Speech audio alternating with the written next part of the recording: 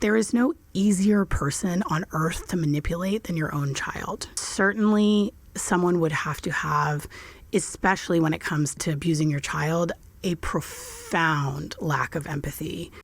We would like to think that people who are capable of depraved things would seem depraved when you meet them, that you would meet them and be like, something is off with that person. And that is not the case at all. If you are a person who is willing to put your own child's life at risk, nothing is off the table. There's nothing that you are not capable of. If you think this could not be your daughter, your sister, your auntie, you are wrong. This could be anyone. And that is why it is so terrifying.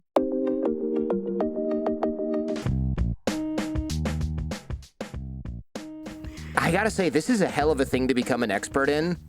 And I know that you're an expert in this and doing a show on this, your own podcast, because of your sister, or at least in part because of your sister. And it seems like one of those things where you get to know a lot about it because of some very unfortunate circumstances that bring this kind of thing to your attention. You know, for me, I don't want to say gawker because that's not quite it, but I find out about it. I think I found out about this through one, Eminem rapping about Munchausen by proxy.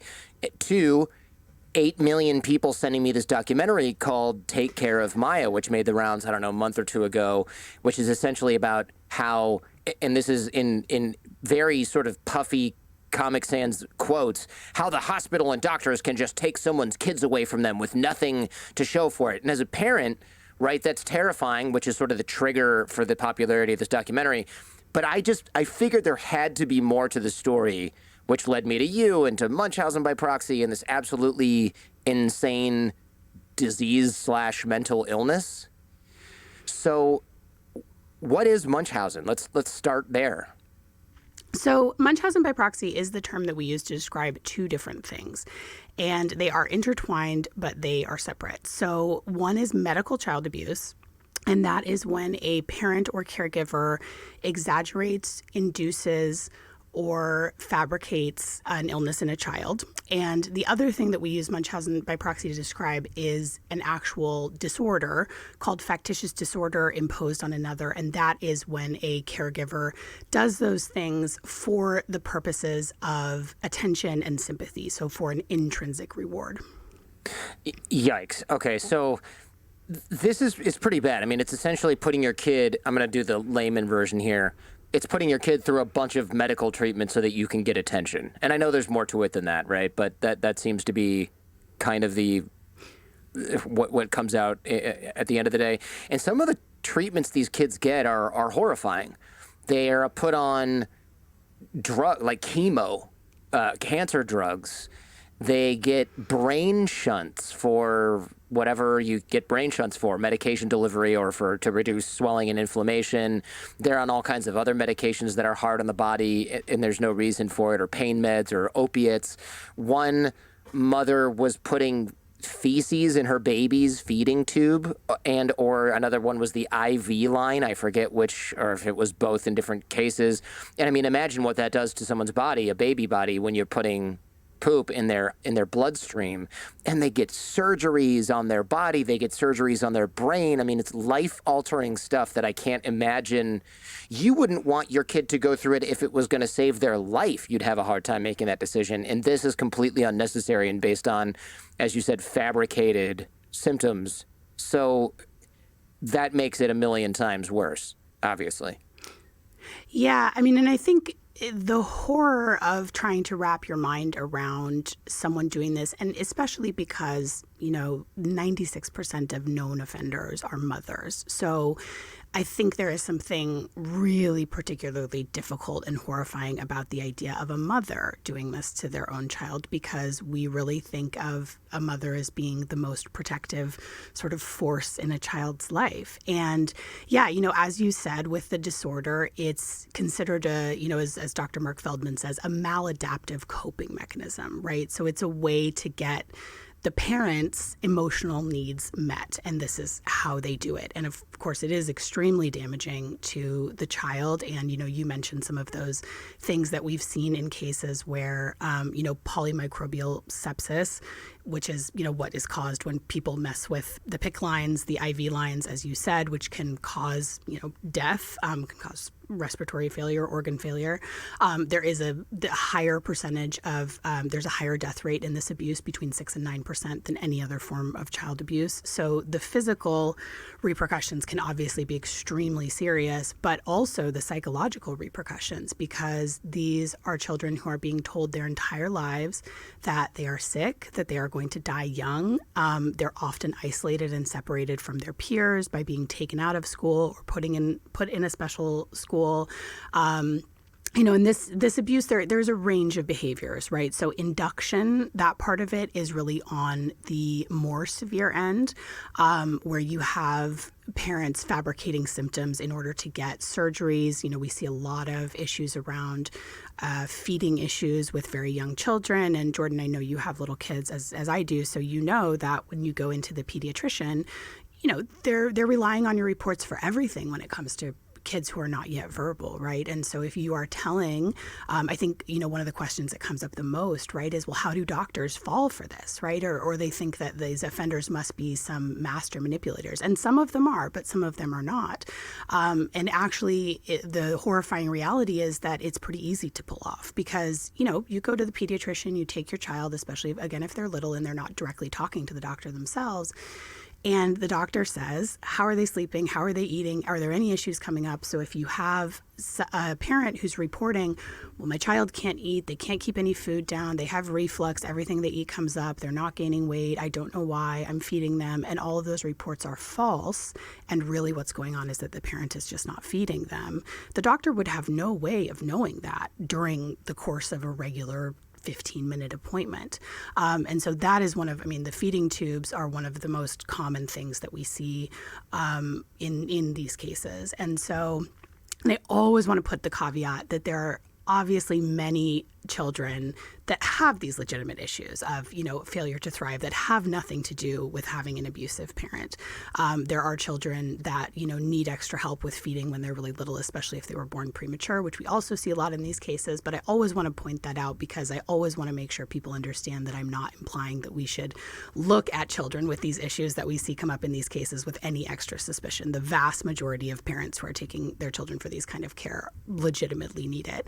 And doctors are very, very trained to listen to parents, in pediatrics, to listen to parents, to trust parents, they have to rely on their reports to do their jobs. And so, you do see obviously a lot of physical impairments that can last for the rest of their life. They may have organs taken out. They may be, malnourished when they're young. It's very upsetting. Again, yes, I've had a couple of cases that I've researched that involved brain shunts for something called hydrocephalus that is vanishingly rare in children. And in these two cases they did not actually have this condition. So, some of these cases are very serious in the surgical way, but even if you don't have a parent that's escalating to those kinds of things, that's more keeping it in the realm of, oh, you have this learning disorder, you have, something that comes up a lot is like autism and those kind of things, ADHD, and, but really insisting that their child needs to be separated from their peers, needs all this extra help that they don't actually need. And even that, has a deep psychological effect on a child, because if you just think about, when you're a little kid, your parents are your world, and there's no one that's a bigger influence on the way that you see yourself and the way you see the world. Why is it by proxy? Is that because you're doing this to somebody else? Is there a such thing as Munchausen that's just not by proxy? Yeah, absolutely. So these are both categorized under the umbrella of factitious disorders. And so Munchausen, and you can probably see there's quite a bit of vigorous debate over terminology, and it's one of the things that I think can add to the confusion. But so there is Munchausen, which the official DSM term for is factitious disorder imposed on self, right?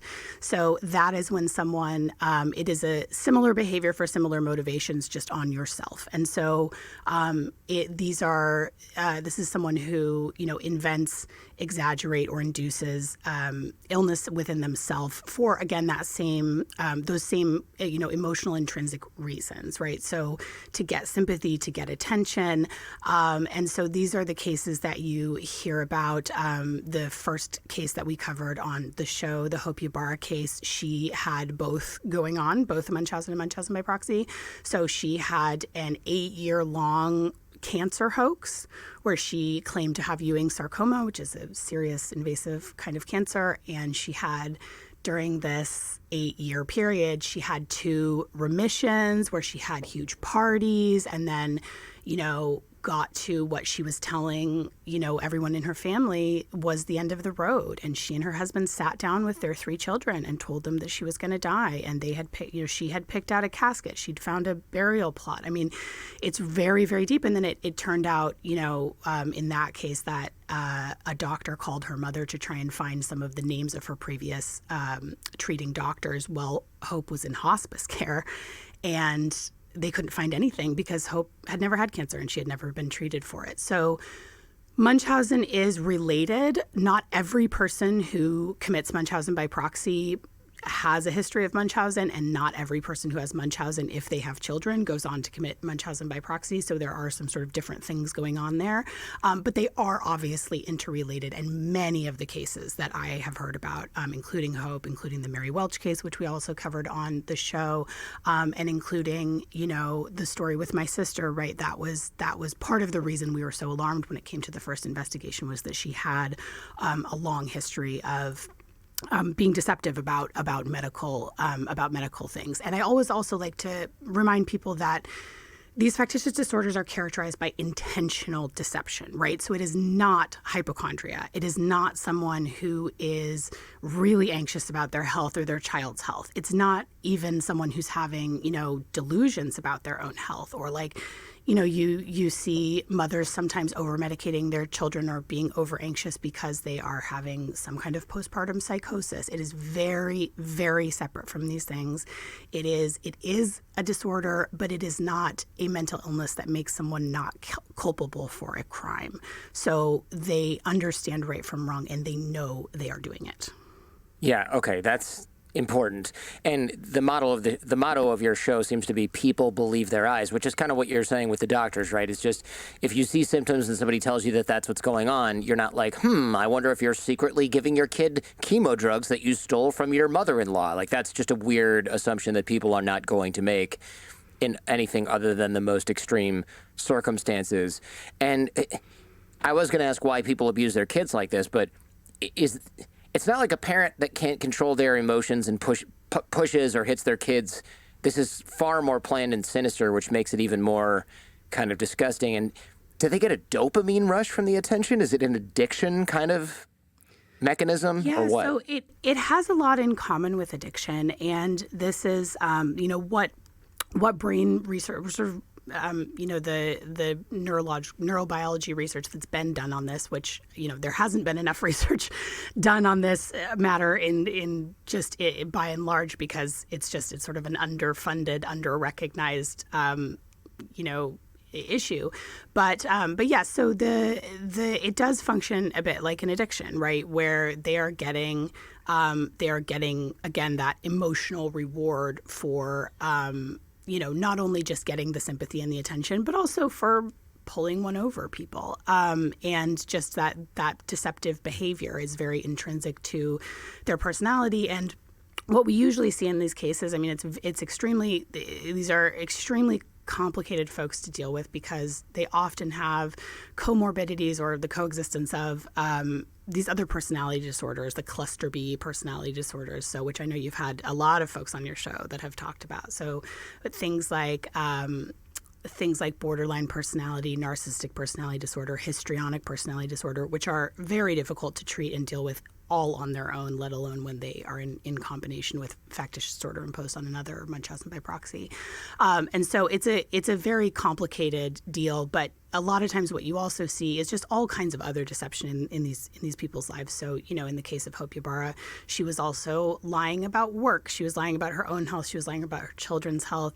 There was evidence of multiple affairs. That's another thing I've seen. So you see this sort of, there was some financial malfeasance. Like you see, there's just deception everywhere. Yeah. Right. A very pervasive theme in their lives. So how did things start with your sister? Because you mentioned that she eventually became somebody who was, I guess, abusing her own children. There's no real other way to sort of sugarcoat that. But this wasn't like, I can't believe she did that, right? It was sort of, oh, this has turned into that. Tell us what this is.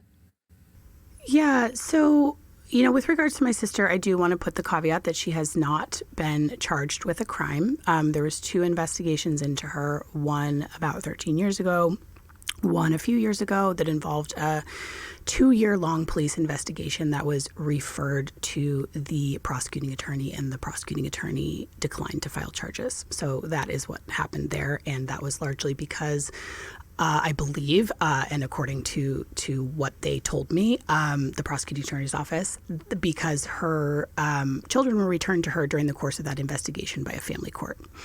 Unfortunately, that is something that happens all the time in these cases. So I just did want to put that disclaimer that she has not been charged with a crime. Okay, sure. It sure sounds to me like she committed one, but you didn't say that. Only I did, and I'm entitled to my opinion. How's that?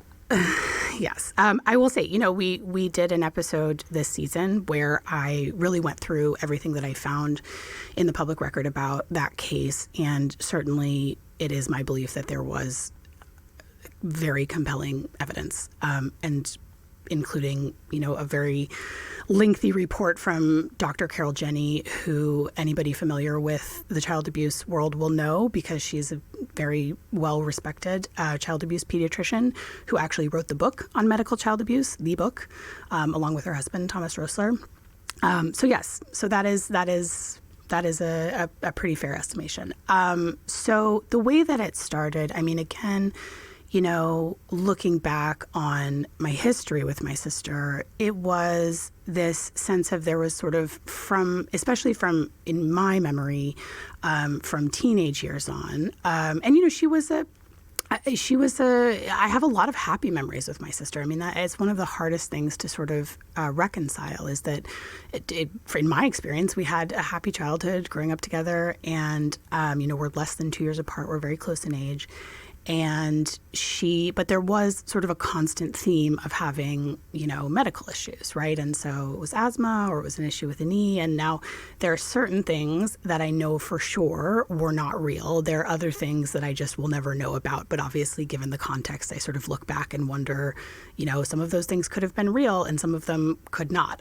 Anyone during the course of their life is going to have some medical issues. So it's not that it's not that I can say that everything was fabricated, but there were certain things that stood out. The first big incident that I remember was when we were in high school. She started losing her hair. And of course, for a high school girl, what a nightmare. And she had this bald patch, and she said that she had alopecia, and which is just a sort of medical term for unexplained hair loss, I believe. So she went to a dermatologist with my mother, since she was underage at the time, and the dermatologist pulled my mother aside and said, she's not losing her hair, she's shaving it. And so obviously that was an alarming behavior. And my mom, I believe, tried to get her to go see a therapist at the time, but hard to compel a teenager that doesn't want to be in therapy to go to therapy. So that didn't end up happening. And of course, we didn't have any context for this behavior at the time, right? Right. You're kind of like, whatever. She's a teenager. She does weird shit for attention. The end. Weird exactly. thing to do, that's not whatever. That's not really like a headline. Like, teen does strange self-destructive thing for attention. Like, it's like, at least she's not smoking cigarettes, right? It's like, who cares? Right. Who cares? Right, exactly. And she always, to a point in her life, she always sort of had these other pretty strong kind of markers of normalcy, of happiness. She did well in school. She was like captain of the swim team. She was in band. She had a ton of friends, and had close relationships with, there was like a best friend that I sort of considered another sister. Like, we were so close growing up. And so it wasn't like she really seemed like this super troubled person. And then as she got into her 20s, so she became a nurse, and she was in this relationship with a boyfriend, and they got engaged, and then she told us that she was pregnant. And I didn't have any reason to doubt her. So she said she was pregnant. There was a whole story about kind of the fiance going to another state for work. And then on New Year's, and this was like I guess I was in New York, so I think it was probably 2005 or 2006. I'd have to check. But so she called all of us. My parents and I were out of town, which was a big pattern. We were often out of town when these crises happened, and said that she had gone into premature labor, and she was only about 6 months along, and she had told us she was pregnant with twins. I had seen ultrasound photos. She had looked pregnant. She was wearing maternity clothes. There was an experience that I describe on the show that is really something that just really sticks with me to this day, is when I had seen her just before this phone call at the holidays when I was home from New York. I thought I felt a baby kick. I said, the baby's kicking, and I put my hand on her stomach, and I was like, oh, I felt a baby kick. And so she told us she was losing the babies. My parents were like rushing to get a flight home. It was this really dramatic thing, and I couldn't miss any more work because I was very junior at my job, and so I had to go back to New York. And she was, we were talking all the time on the phone, and she was telling me about this whole thing of being in the hospital, and okay, they're putting me upside down to try and get the babies to stay in there, and then ultimately, that was a joke, right? No, that's not a I real didn't interpret it as one. thing. I don't know enough about obstetrics. I'm no doctor, but I'm pretty sure that's not how they keep a baby in you. Okay, hold her by her legs. Now that I say it out loud, it does. But again, I'm in my 20s, and this goes to, I think people. It is easier to be skeptical about these stories in retrospect, right? When you're in the moment and it's someone you love. And that's why we sort of have the you do believe your eyes, because you don't, that's just not something you thinked it out. Someone tells you they're pregnant and you don't go, really, are you? And so, basically, she narrated this whole thing of losing the babies, and the babies died. And it was this horrible thing.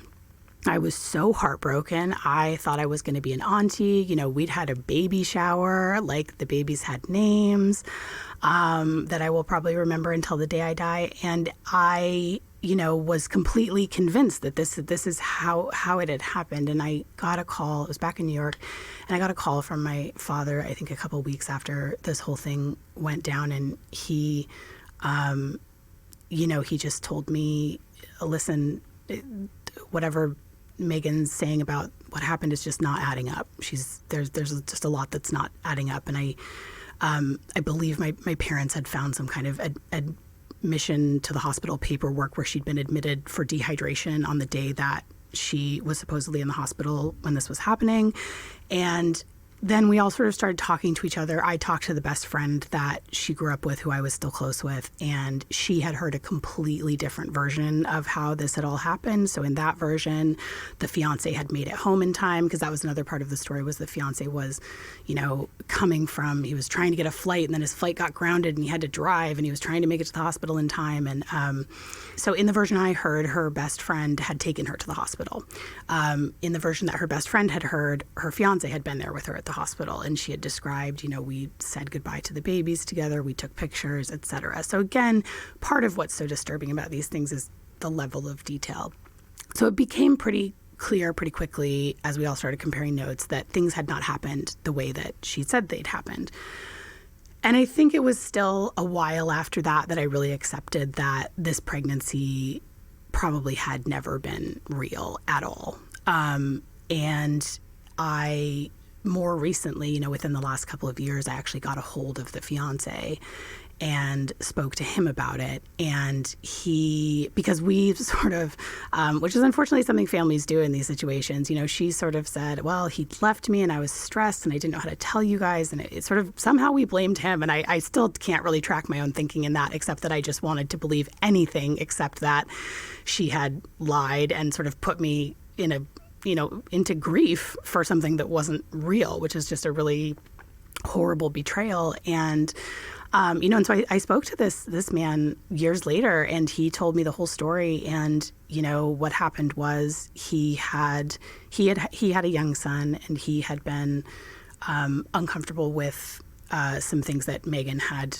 sort of with some discipline issues with his son, and that was a hard line for him, and he broke things off with her. And then the next day she told him that she was pregnant and presented an ultrasound picture. Now, of course, she works at an OBGYN office at the time, so not hard to get a hold of, presumably. And he discovered that it didn't have her name on it. And so he was extremely skeptical about the pregnancy from the beginning. And then once she told him that she lost it, he sort of it confirmed his conclusion that had been the plan all along, to lose, just to not, that this had all been basically a fake story. So he was certainly a lot more skeptical. But I think even for him, he said, like, I couldn't be sure. And so I wasn't going. And I just said, okay, well, if you have these babies, then we'll deal with that when it comes. But I just was You don't accuse somebody really of a fake pregnancy. That's just too weird. And it's right, exactly. mean it's if just, you're it's, wrong. It's too horrible, wild, and it feels cruel, right? And so, it took a long time to put the pieces back together. And I always have trouble when I look back on this story of how did we all just kind of move on from this? But of course, my sister was an adult at the time, so we didn't have any sort of way to, intervene in terms of trying to get her some help for what she was obviously going through to do something like that. And then, several years later, she got married, and she still had her job, and again, had these outward signs that she was really thriving still. And so I think that's very convincing. Again, I just remember being able to look at her and be like, well, she went through a rough patch, but now she's fine and she's doing great, and she's still, beloved at work. She's still the same, Megan that I know and love. And it was she still seemed like her at that point. And so then, she became pregnant again. And obviously this time around, I was pretty on edge. And I remember pretty vividly being in the OB office with her while she was getting an ultrasound.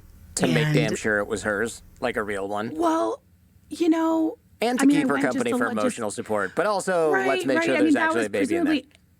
And yes. And I remember standing there and being like, but is there really? And and that is kind of what being, that's what this does to your brain, right? Where you're just like, well, I really believed it the first time. And so I remember the entire pregnancy, even though there were all these pretty, I don't know how she would have pulled off an ultrasound with a technician in the room, but you sort of just you completely doubt yourself. You doubt your own perception of reality. And that is very disorienting.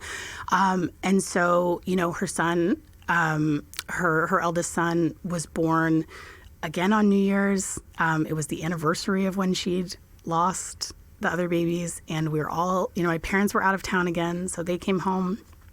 He was born a couple of months premature, and so he did, and again, premature births are a huge part of these cases, and some of the, it's impossible to know in my sister's case whether that was something that she induced herself. There have been offenders that have reported doing that, and some of those were covered in Dr. Mark Feldman's work. And how do you induce your own pregnancy? I don't even want to know. I don't even want to tell people, but it's possible to do that. Yeah, I guess. I think it's probably better not to put I know. I always no feel a little strange. needed. I don't want to give anybody a playbook. Yeah. Right. But certainly if you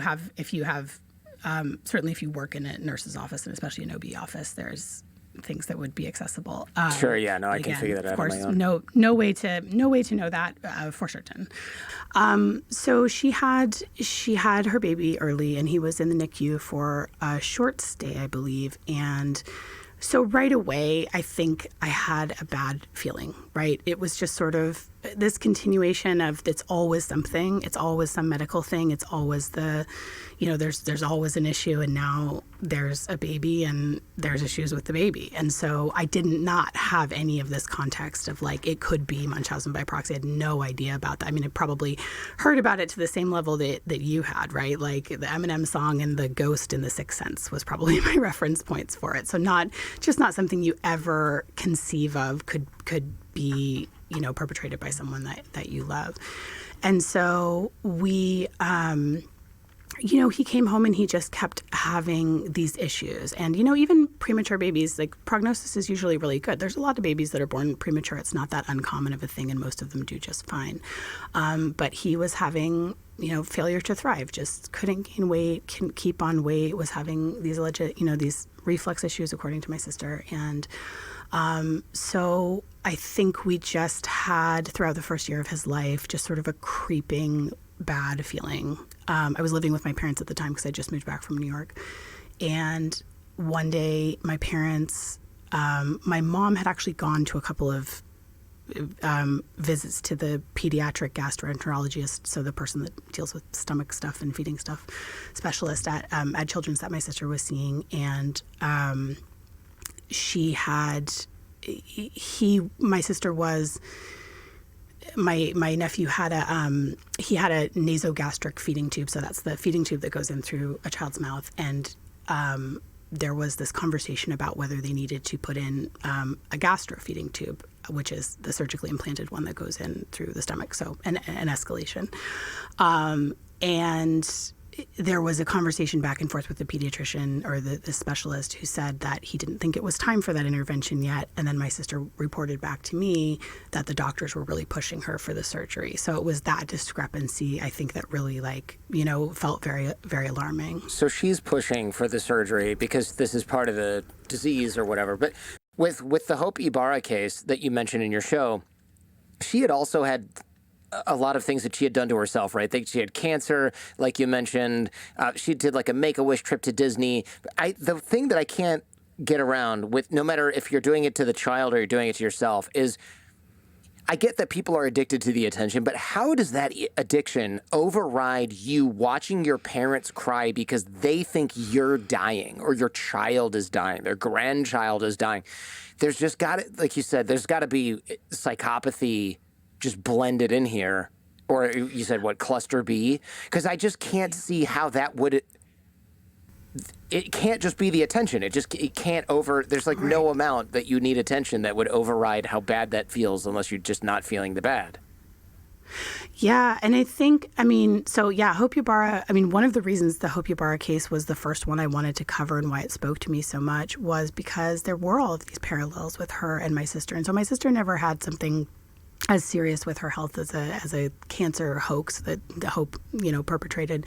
But Hope also had lost a twin girl pregnancy at around the same time.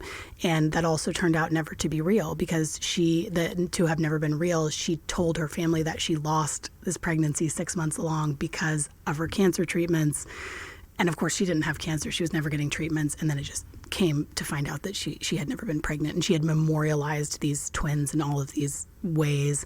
And so, I think to your point, it's certainly, I don't know enough about psychopathy to sort of opine on that, but certainly someone would have to have, especially when it comes to the children, to abusing your child, a profound lack of empathy to do this, right? Because this is just not, something that any of us could imagine doing to our children. And I think where this is set so apart from sort of other forms of child abuse, I think, you were mentioning sort of this physical abuse where you see someone just can't control their emotions and they're just in a blind rage. And that's not something that maybe we can relate to doing, but we sort of understand the progression of, okay, this person has an anger problem and they, but it's the methodical nature of this, the planning, the sort of carrying out of this very elaborate false narrative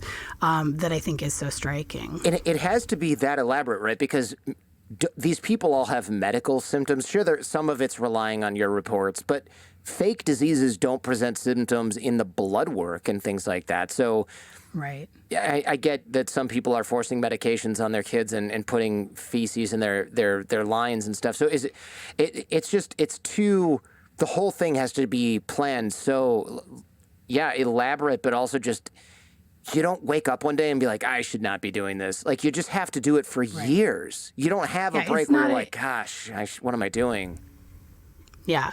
And certainly while these folks do, these kinds of perpetrators do suffer from a lack of impulse control, it's not something where it's an impulsive behavior, right? Because it is like it does require all of this planning and continuing to sort of keep it up day after day. And I think what I realized once I was in this, and I mean, you do see these more serious things where, parents are drugging their children to cause symptoms that really turn out to be side effects of a drug that they're not disclosing to the doctor that they're giving their child, or, actually inducing them, things into their line or poisoning them in some way so that they're showing up with symptoms. But there's so much in the medical world that is just diagnosed on the basis of symptoms, right? And so if you are, and the child's not necessarily going to show those symptoms during the course of a 15-minute visit. So things like, what we see a lot of, again, these the gastro stuff. So again, feeding issues are just a big one. I mean, I don't know that I've seen a case that didn't involve a feeding tube at this point. And Detective Mike Weber, who's on the show, talks a lot about that. And then again, premature births.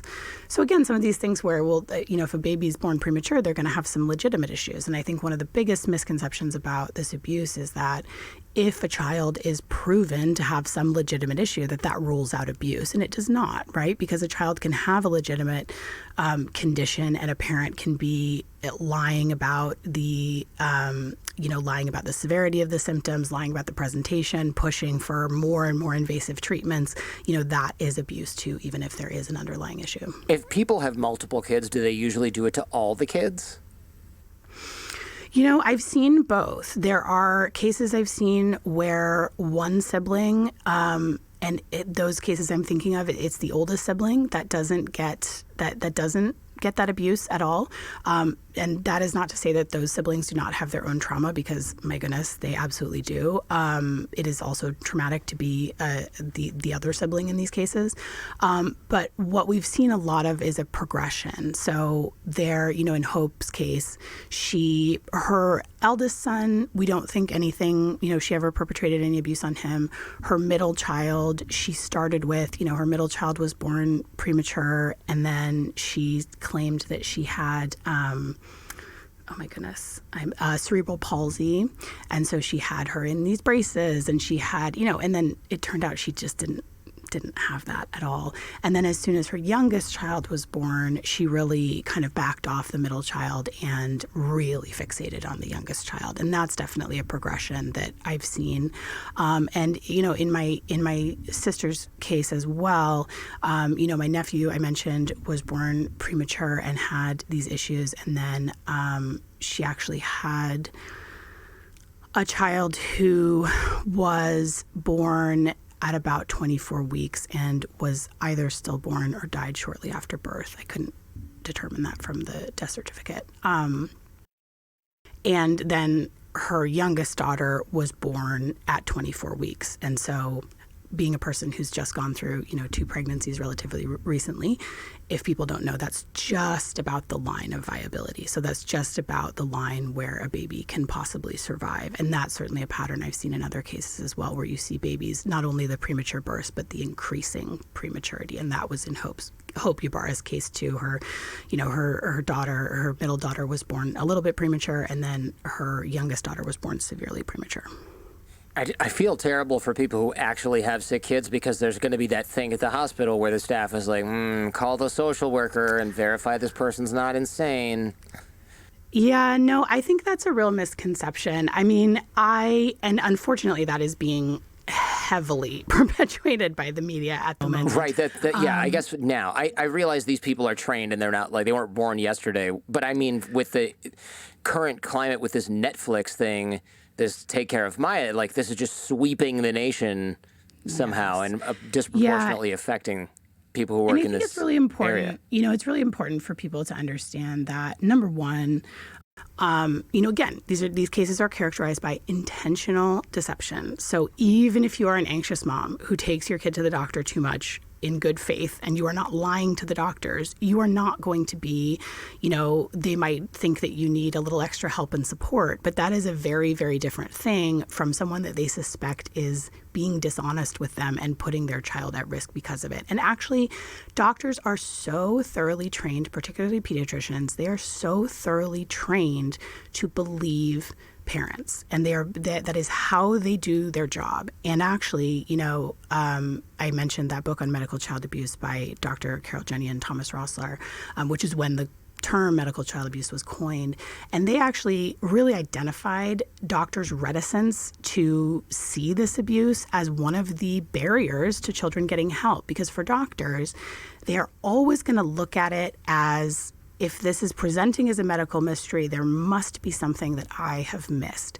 And also, if they find themselves in a situation where they have been used, where they've been doing their job in good faith, in which case they are not responsible, they're not culpable for this abuse, if for the mother's abuse, if they have been given a false report and they're doing, procedures or giving treatment based on that report, they're just doing their job. And that's another misconception, is some people are like, well, these doctors should be. No, if the doctor is doing things in good faith, the doctor is doing their job.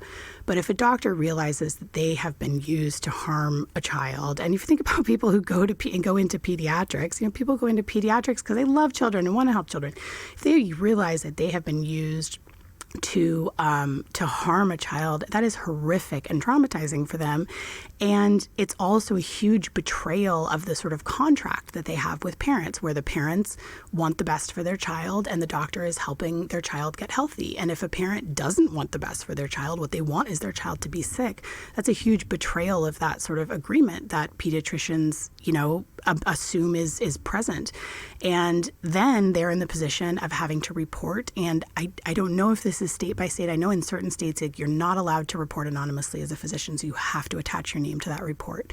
So then they're in the position of having to report, to their child abuse protection team, whatever that's made up of, and then, if it gets escalated to CPS and sometimes to the police. And then they're in a situation where, especially if a court decides, makes the wrong call, even if it is an abusive situation, where they can be vilified by the media and their reputation's absolutely trashed. And that is what happened to the doctor who reported my sister. This case was covered by a journalist called Mike Hixenbog, who's done a whole series called Do No Harm about various child abuse cases, and many of the medical child abuse cases, not all, but he did a big piece on my sister and absolutely omitted all of the evidence against her, really just ignored everything of why these doctors made this report, and really just blamed it on this one doctor, and absolutely hammered on the fact that she was not a child abuse pediatrician, which many hospitals have child protection teams that do not involve a child abuse pediatrician. So it's sort of like they find one doctor and they really go after them. Same thing with the Maya Kowalski case. They're hammering doctors. That's the Netflix one. Yeah, I saw that. They're like, correct, these doctors conspired. And I'm like, I don't know why multiple doctors at a hospital and a social worker would all be in a room being like, let's get this woman's kids away from her because we're evil and it doesn't benefit us at all. And then it's like the hospital gets paid for something. And I'm like, this is just purely nonsense. Most people are not that evil in groups to do something like it. Just doesn't make it. That part doesn't add up for me. Right. I think when just as a general rule, if you find yourself having to absolutely do a backbend into a conspiracy theory where no one's motives make any sense, then it's probably not that. That is probably not what's going on. And yet I think there is, there is a real power to the narrative of an innocent mother with a sick child who has been separated from that child. And I think that is something that is so emotionally powerful, it can absolutely separate people from reason. I definitely want to go into that in a bit. But I want to know how social media interacts with this sort of thing, because I would imagine back in the day, before social media, you had to take your kid to the doctor. Your family and friends would give you sympathy. The hospital people would dote on you. Okay. Now you can post 5 times a day, 50 times a day, Instagram story about everything that's going on. I mean, you can like live stream this crap essentially in real time, and the likes pour in and the comments pour in and the money pours in for the GoFundMe or whatever. And it seems like this is just throwing gasoline on any fire that would have existed in this arena. 100%. 100%. I mean, pre-internet days, most of the people who perpetrated this crime were actually people who worked in the medical field. And I would still say it's pretty common to see people that have some, whether they're nurses or, sort of patient care techs or some sort of lower level thing. I would say that's still reasonably common. Why is that? That seems weird.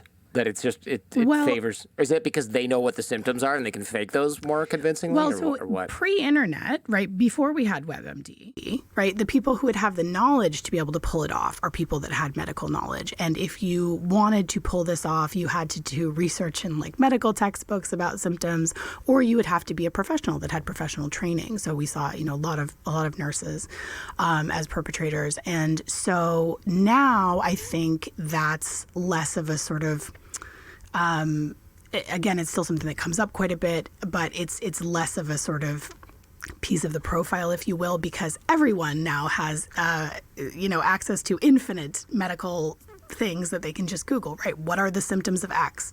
And so, people can find the information to be able to pull off this narrative much, much, much more easily than they could pre-internet. And then, as you said, with the social media, yeah, I mean, when our communities were made up of mostly people that we actually knew in real life, you would think that there was sort of a cap on how far they could take that, right? Because eventually, if you're doing this to the same people enough times, probably some people are going to catch on, but hopefully intervene. But I think what you have now is an infinite reservoir of potential attention, sympathy. Again, there are, I think it can be confusing, the motivations for people, because you do often see fraudulent fundraising going on in these cases. So there will be GoFundMes and there will be, those kind of, things where they're raising money, or they're raising money with a community organization, or they're having a 5K for something, or those kind of things. So there is financial fraud intertwined,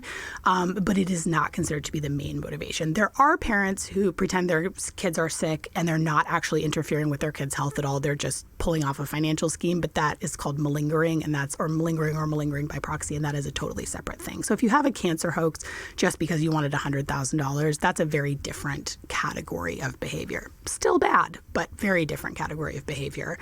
So, yeah, for the bad actor here, there's essentially a training course online for what to look for, what the symptoms might be, what your lifestyle is like, because they can look in a support group and be like, another afternoon again in the whatever social work NICU medical unit thing. Here's a photo of something that is what this would look like, but it's zoomed in so far. It could very well be the child's actual bed.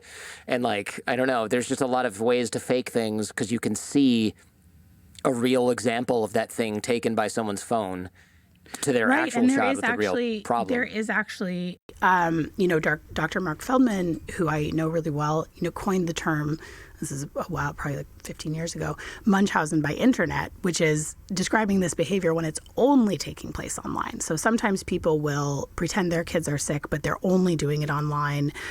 They're sort of, enacting a sort of persona. Sometimes their kids they don't even have kids. They're using pictures of other people's families, which is obviously extremely creepy and damaging, but obviously a relief to know that a child is not actually being harmed. But yeah, I mean, and for, just as you said, for the perpetrators in these cases, especially the ones who really are taking their kids to the hospital all the time because they are inducing illness in their kids, what you see is just these absolutely prolific social media posts, and they're posting these pictures of their kids in the hospital with tubes up their nose and IVs in and just all of this medical paraphernalia, and you see a lot of that. And so social media has become, a huge, again, reservoir for attention, but also actually a huge part of these criminal investigations. That is one of the things things that Detective Mike Weber always does is he just, he subpoenas all of the records from Facebook and Instagram, and in the Maya Kowalski case, which we're going to get into, that detective had subpoenaed at the point she was in her investigation when it stopped. She had subpoenaed records from 9 different social media accounts. So the coverage is sort of prolific, right? And I always, again, want to put the caveat that there are parents that do this in a way where, that is respectful to their kids and where they are just trying to get legitimate support, right? It's also a blessing that parents, especially if you have a child that has something that's rare, where you can connect online and get support and share resources. And there's obviously a very, benevolent sort of side to that, to all of those resources. And also people that just want to use social media to keep people informed so they don't have to call everyone to tell them, the latest of what's going on with the child's illness. So it's not that, again, that behavior in and of itself is suspect, but certainly these perpetrators do infiltrate those group. And then that's a sort of another group of people that can feel a lot of betrayal when they realize that person was abusing their child and did not have a legitimately sick child. It seems like a lot of these people, like your sister, they abuse themselves first. So maybe is the key getting those people help at that time, psychiatric help before they have kids, so that this doesn't evolve into the by proxy part? I certainly think that is an intervention that I would really like to see. And I think as hard as Munchausen by itself is to treat, because it's still very hard, even if you are not in the position where you're abusing a child, it's still, as Dr. Mary Sanders from Stanford says, it's a very shame-based behavior. It's a very hard thing to get people to acknowledge and really take accountability for, and that's really the first step in treatment for anything like this. And so it is very difficult to treat, but I would like to see more resources put into that and that sort of prevention piece, right, of catching it before that person has children and before they, before they really hurt themselves. And certainly Munchausen behavior is less serious because there isn't a child involved, but it's still very harmful to the people around and the people who end up donating money, donating resources, becoming very involved with these people. There's a great podcast called Sympathy Pains, which is the Sarah DeLashmet story, and she's a woman who perpetrated a whole bunch of sort of different and I can't even remember all the diseases that she said she had, but she went to like a special camp and she was an adult, but she went to a special camp for people that had and really and raised money and did this all these things, and they talked to all the people in her life, and it's clear how much these people were really victimized by her, right? That it was just sort of they'd had their trust, they had this betrayal trauma and had their trust broken in a way that they could just sort of never get back. But I certainly think that sort of, and especially if you see those behaviors in someone really young, a lot of the stories I've heard, and including my sisters, these behaviors really popped up, and even there's some things my parents remember from childhood. If you can see these behaviors really early on, you certainly have a better hope of helping that person really develop better, healthier coping mechanisms, and not going on to harm themselves and others. Thanks for watching on YouTube. Remember, you can also enjoy The Jordan Harbinger Show on Apple Podcasts, Spotify, or wherever you listen to podcasts. Our podcast feed is a treasure trove of insights from intellectuals, authors, spies, artists, athletes, pioneers, engineers, former mafia bosses, and business leaders, all sharing their secrets to success. For more information, click the link in the description. Now, back to the show.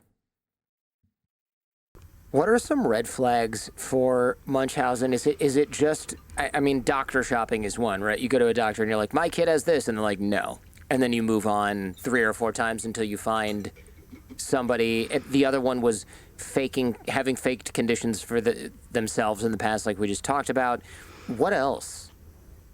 Yeah, I mean, I certainly think, and in terms of red flags that people can sort of actually be aware of, because most of the time you wouldn't know if someone had that history of behavior. It's not something they would tell you. And I always like to point out about doctor shopping that it is very distinct from Getting a second opinion. Getting a second opinion, or, just switching providers because you don't like the care that you're getting. I mean, I would never claim that there's no biases in the medical field, that doctors are never jerks to patients, that doctors are never dismissive of patients. That is certainly true. Like there is, medical misogyny is a real thing. Medical racism is a real thing. I mean, these are all really well documented phenomenon. So I'm not saying, doctors are perfect. They never mess up. But, there's a difference between going to see a different provider that's just right for you, or, getting a second opinion, and doctor shopping, which is doctor shopping in this case is, again, it's characterized by that intentional deception. So what these perpetrators will do is they will take their child to a doctor and they will say, I think they have asthma and they're doing this. And the doctor does some tests and the doctor figures out and they said, nope, I don't think it's asthma. And then they take them to the next doctor and they say, my child has a diagnosis of asthma. And so again, intentional deception. Or, the doctor has said, well, it meets these 2 criteria, but not these other 4 that we look for. And then the next doctor they see, they give them all 6 criteria, right? So it's sort of building on a case for their child having these things. And again, the other thing that we sort of look for, and I think this is something that anybody can look for, so anyone is around children, right? If the mother, and I say mother, but I guess if the parent is always portraying their child as sicker than they are, then that is a red flag, right? Where it's, and again, none of red flags are not, like a condemnation all in and of itself, right? These are things to look for. So I think if it's a story of, one of the things that comes up a lot is like this, in the Brittany Phillips case or in the Mary Welch cases, you had all of these people who are around these children and their mother was saying they can't eat properly, they have this, they have that, they have this breathing problem, they have, sort of XYZ thing going on. And then everyone observed the opposite, right? Right. So there was that one case where, she's allergic to this, she can't eat that, she throws this up, and then when she wasn't looking, the kid was like eating other people's food because she was starving and she was totally fine. Then she's running around playing, and it's like, she can't do that, she has vertigo or whatever, and she's like jumping around with the kids on the play structure, and they're like, what are you talking about? She's starving and definitely does not have cerebral palsy. She's running. What do you mean she can't walk?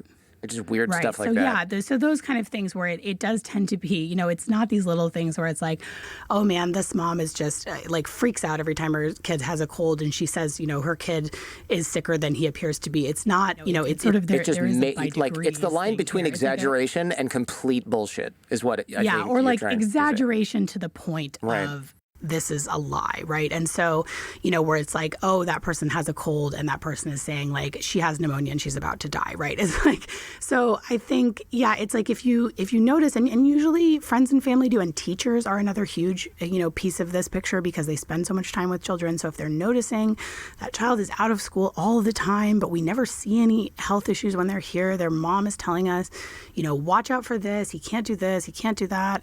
He has to eat this special kind of food. And then they see the kid wolfing down pizza and he's just fine, or in the case you were mentioning, which is the Alyssa Phillips case, every single person in Brittany Phillips' life who's the mom, said she talks and talks and talks about how Alyssa can't eat, and then we see her eat just fine and she has none of those symptoms. And it's, if the minute the mom turns the back, this child who's allegedly confined to a wheelchair walks across the room, it's those kinds of things, right? So just really noticing those disparities. And again, that pattern of like, this parent is talking about this all the time. I mean, it's their identity, basically. Right, it's their identity. And it's such a pervasive obsession. I mean, it's not going to be a thing, that is another sort of characterization of this. It's like, it's all they can talk about. It's all they become completely consumed by that project of having a sick child, and their identity becomes completely consumed by it. They leave their job to take care of their child, and, they just really become, and I think that's what is so, is so sort of extra. It's not just that they are presenting, in a lot of cases, they're presenting as like the super mom. You know, they're the person who joins the parents' council at the hospital. They're the person who's fundraising for the disease that their child allegedly has. They're the person who's going the extra mile, and they're helping all these other parents find the right doctor. And, you know, they get really, really involved in these things. And so it's sort of almost the last person that you would suspect unless you were sort of looking for it. And it's one of those things that I think once you recognize the pattern, you sort of can't unsee it. Yeah, it completely makes sense. It's almost some form of narcissism, like a requirement that everything and all attention be completely focused on them at all times. And one interesting anecdote was when I think it was these women who had reported another woman to CPS were saying that in a Facebook group, they all had sick kids.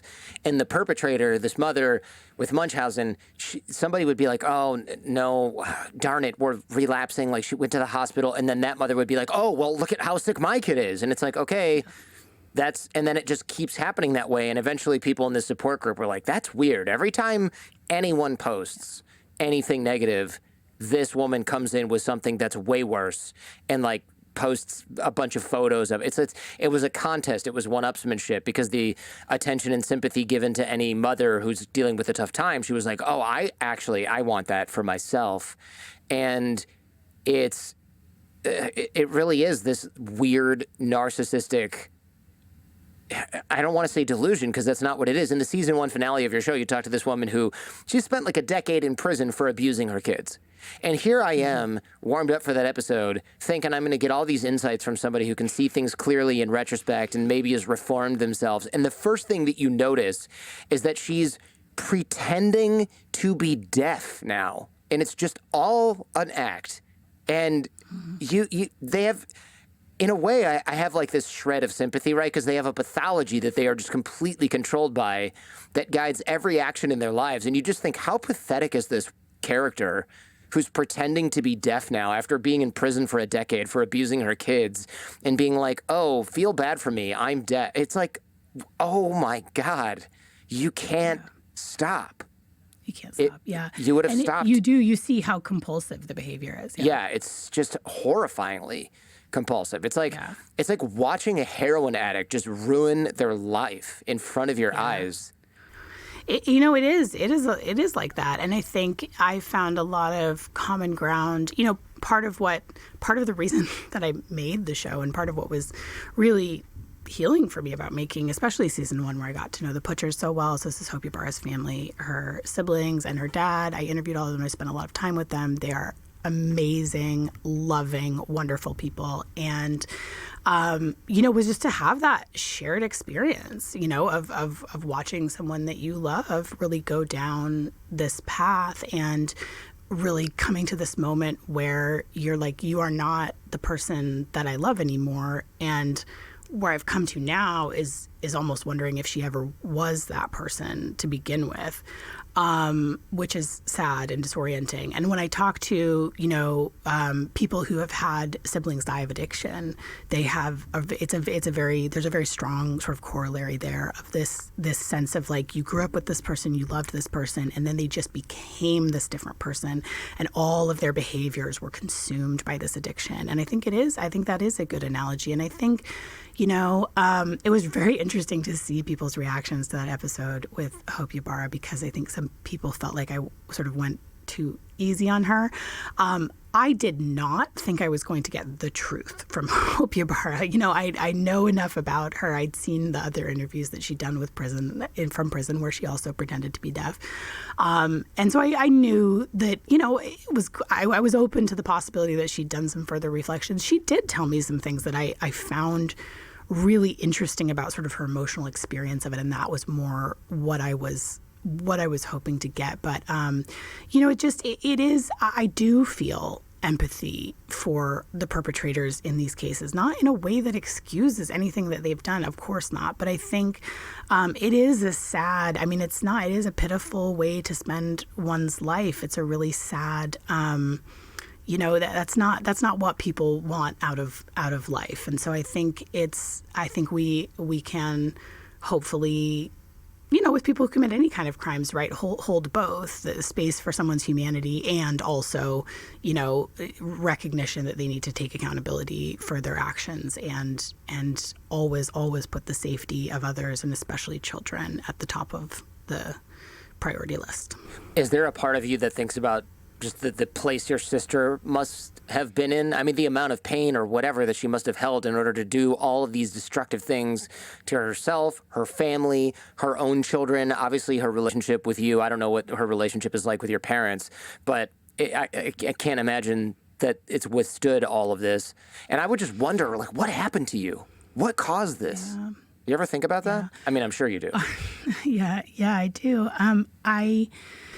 So, we were talking a little bit earlier about where we came to in the first investigation into her son. And so, my parents had this conversation with their family doctor, with our longtime family doctors, GP.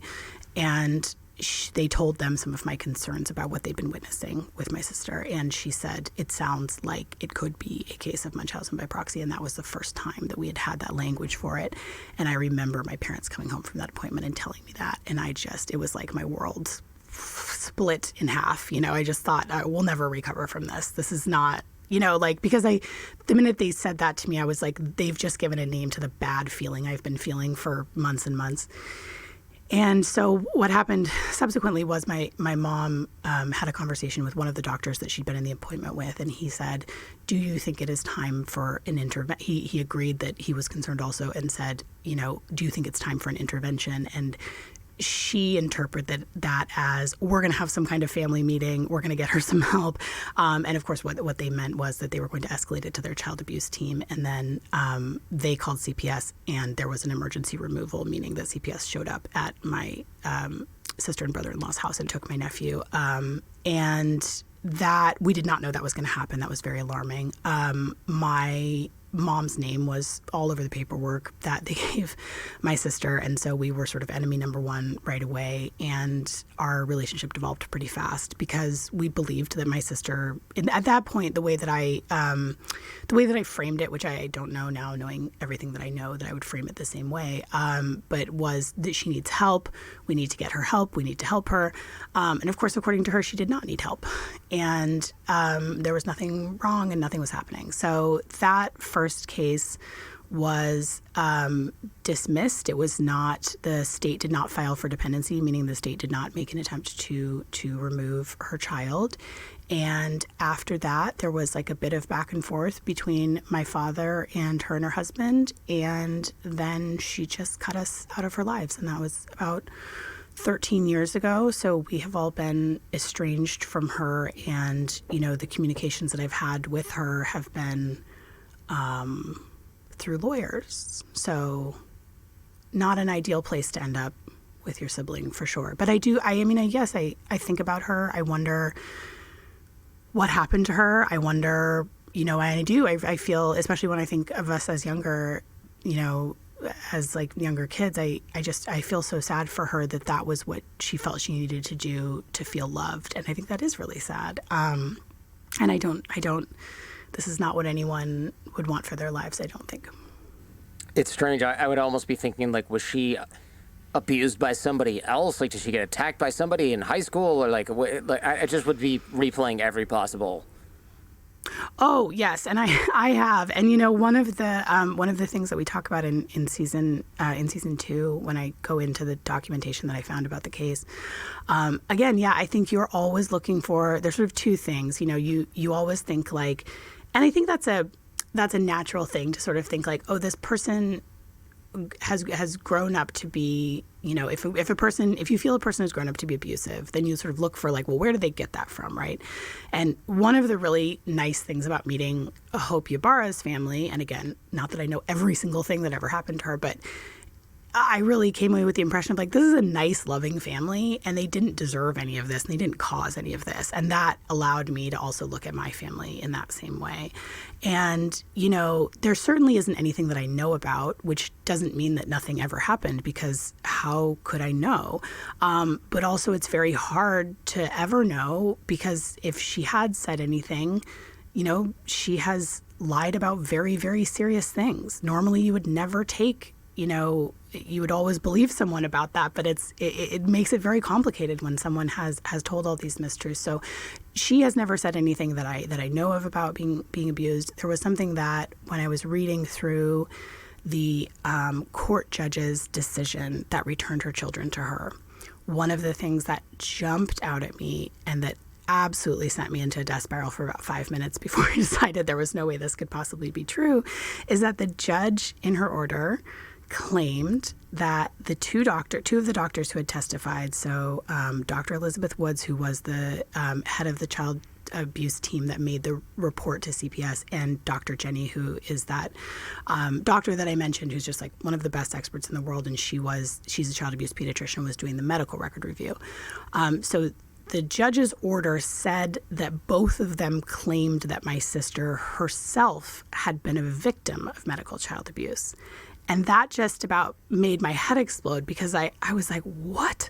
Where did they get that? How could someone have said that? My sister wasn't sickly as a kid. Like nothing about that adds up, right? There's never been any suspicion of abuse. There was never, that just wouldn't, it's not possible. And so I thought, well, why would the doctors say that? Like, where did they get that? And I just thought, they couldn't have said that. There's no way. And then so in fact, we interviewed Dr. Jenny on the podcast, and there was only sort of limited things she could answer about the case, obviously, because of HIPAA and family court stuff. But I asked her, I read that piece of testimony to her, and she said, I never said that. I absolutely did not say that. And so that was one of the things that they used to undermine those doctors' opinions, was that they had allegedly told this lie that my sister had been a victim of medical child abuse and didn't support that accusation. And so because that, and the judge used that to undermine their credibility about whether or not abuse was happening in this case.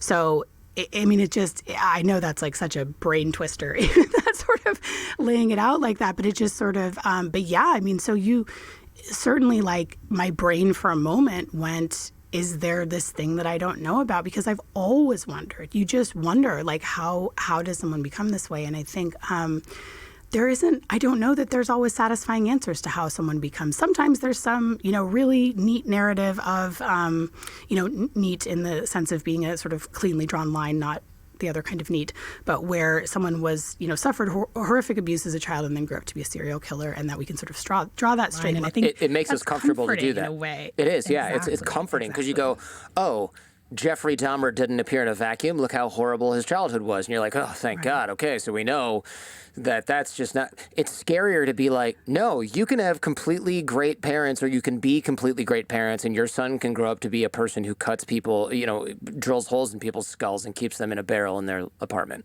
Like, that can happen. And that's scary.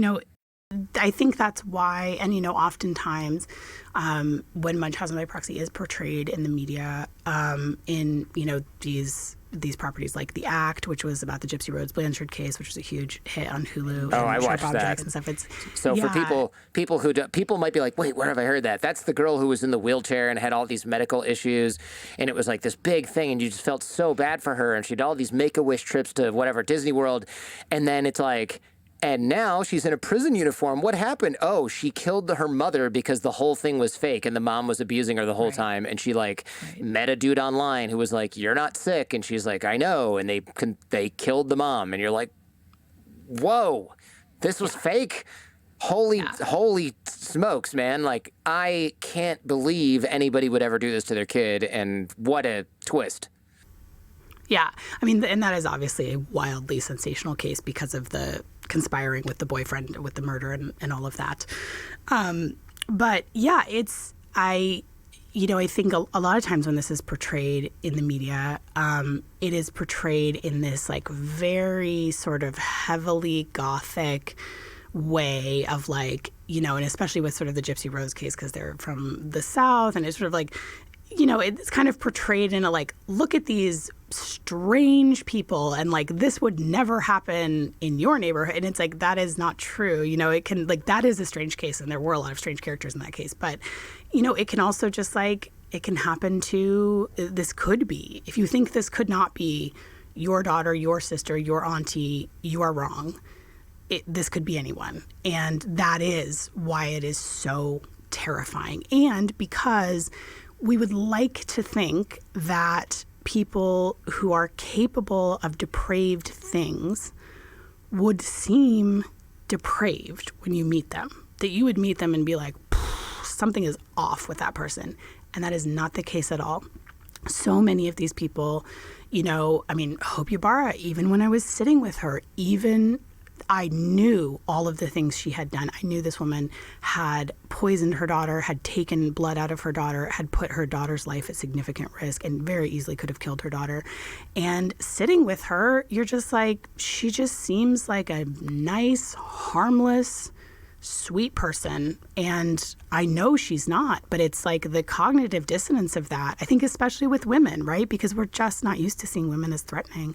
And I remember Detective Weber told me, Detective Weber, who was the person who put Hope Ybarra in prison, told me before Tina, my producer, and I went to meet with her, he was like, don't meet with her in a private place. And I was like, no, of course not, Mike. And, and it kind of like maybe laughed it off a little bit. And he was like, Andrea, I'm serious.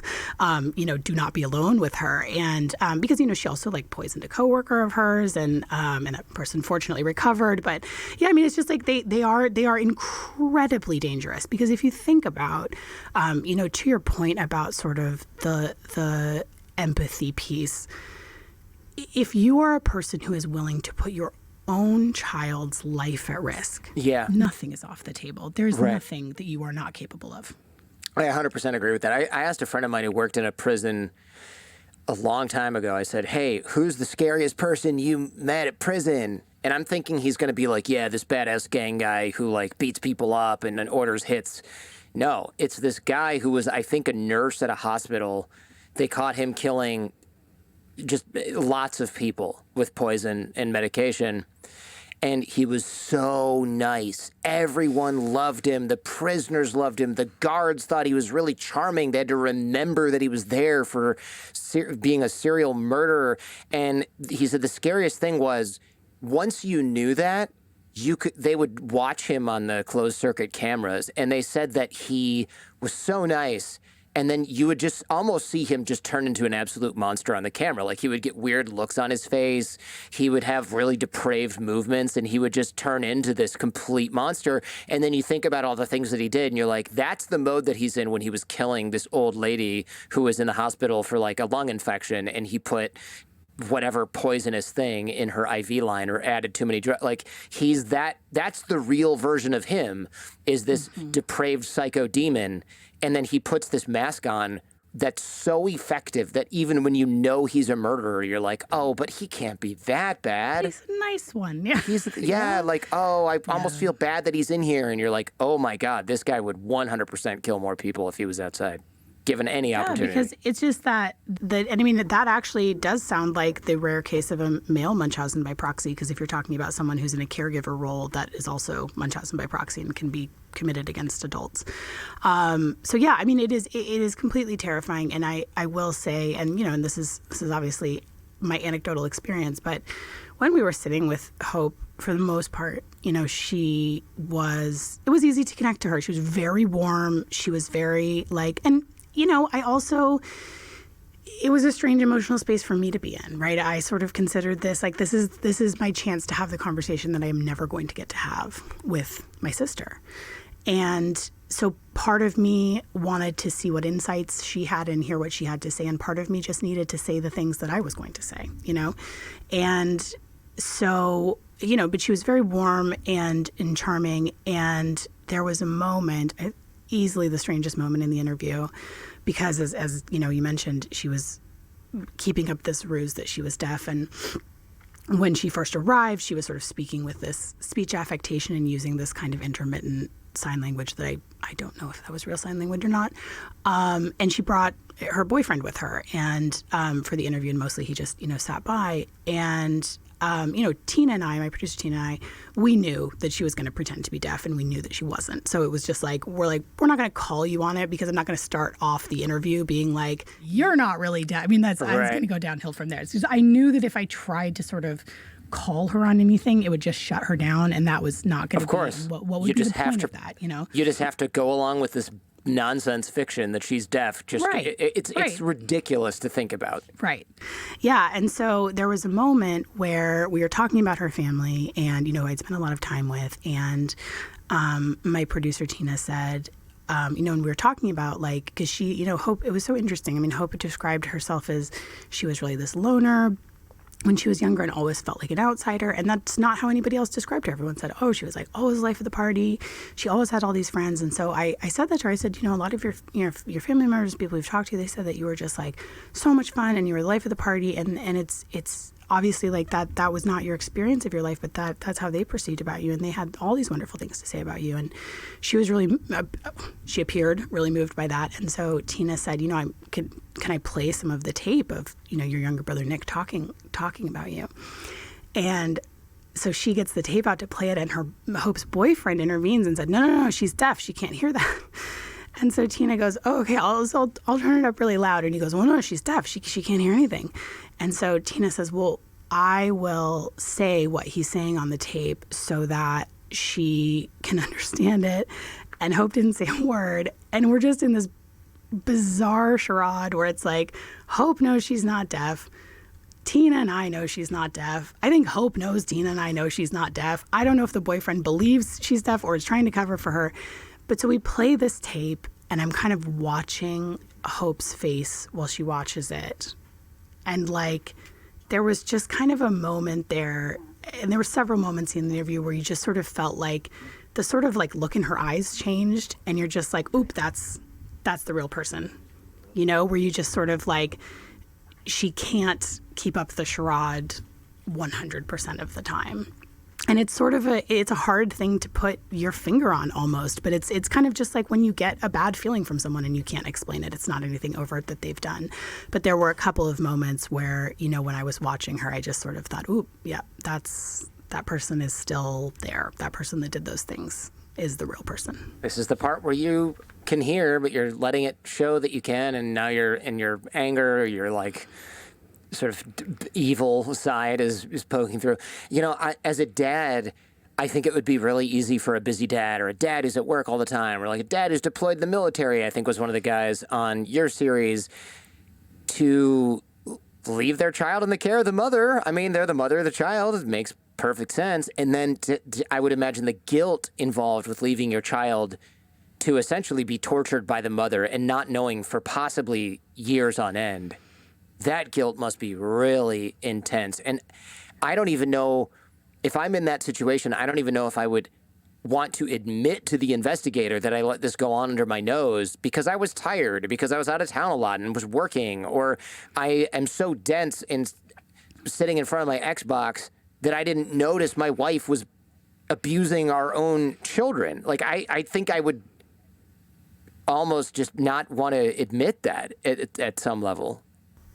Yeah. And I mean, it is, the dads play a huge role in these cases. And I've asked Mike sort of how many dads sort of see the light and are protective and how many really just go down with the ship. And he said it's about half and half in his experience. And there are some cases like the Brittany Phillips case where the dad's just out of the picture. But no, certainly when the dad is there. As Dr. Mark Feldman always says, this is a crime of opportunity, right? And so what creates the opportunity is, number one, the societal expectation that women are taking care of kids, regardless of whether the woman works or not. That a lot of those taking the kid to the doctor sort of duties fall on the mom. And so especially if a mom is saying that they want to do that, don't you worry about it. You're busy with work. I'll take the kid to the doctor. I think, a lot of that's not an abnormal thing at all. Right.